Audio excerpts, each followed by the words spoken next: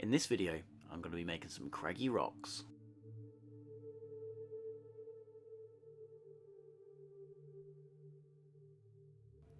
Welcome back guys, Johnny here with Johnny Watson Gaming, and today we are back looking at our Wargames terrain manual. And in particular I am looking at making some rocks. So the manual has a number of ways to form rocks, and today I am going to try using polystyrene. So this is a simple build, just a couple of materials needed here. I'm going to be using a foam card for the base, and I've got my polystyrene that's going to be used for the rocks. So as you can see, I have already cut out the base to the size I want. The next job is to bevel off the edges so the base will sit flat to the gaming table. So once you've done that, you should have something that looks like this. The next job is then to sand down the bevel, just to give a nice smooth finish. I've got a couple of types of sandpaper here, just to smooth it out as much as possible. So once you've done that, you might want to clean up your station, so let's clean that up. So once you have finished with your base, it's time to start putting together the rocks.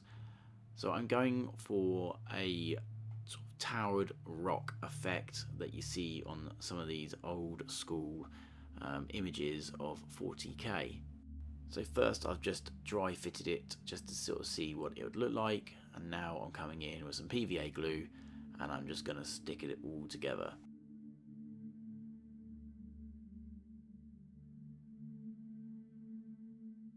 So after allowing it to dry overnight, I ended up with something that looks like this. So next up, I try to form the rocks a little bit more by using a foam cutter. And this is what it looked like after I had finished cutting. So once you're happy with the shape of your rocks, it's now time to start adding some texture to them. I do this by adding some wall filler to a pot with some PVA glue, mix it together to create a bit of a paste, and then spread that onto the polystyrene.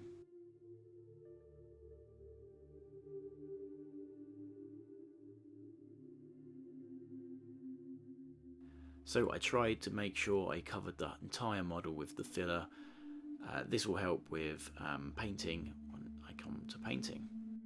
However, before it's time to paint, there is one last application to be added to this miniature, and I'm going to be adding some sand to create some extra texture.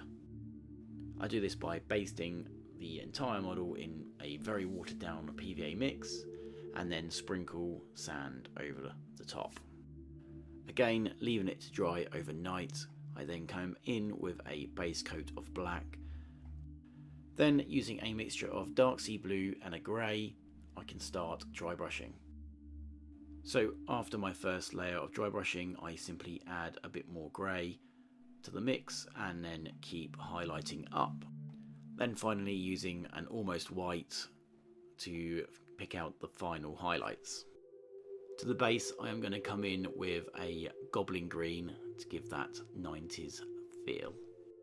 And when that green is finally dry, I then come in with a dry brush of yellow. And there you go, I have my craggy rocks. So I ended up experimenting with a couple of materials. The first one was the one that you see, which is the one on the left, which was the polystyrene. And the one on the right was made with the high density blue foam that you can get, which in terms of sort of a stylized look, I think maybe looks better. Perhaps the polystyrene version maybe look a little bit more realistic, but you know, they still will do the same trick and the same job on the battlefield. So please, as always, leave comments below. It's always great to hear what you think, and please, if you haven't done so already, hit that subscribe button. It always helps the channel out. So with that, this is the end of the video. Thank you so much for taking the time to watch this, and as always, I'll see you in the next one. Stay safe.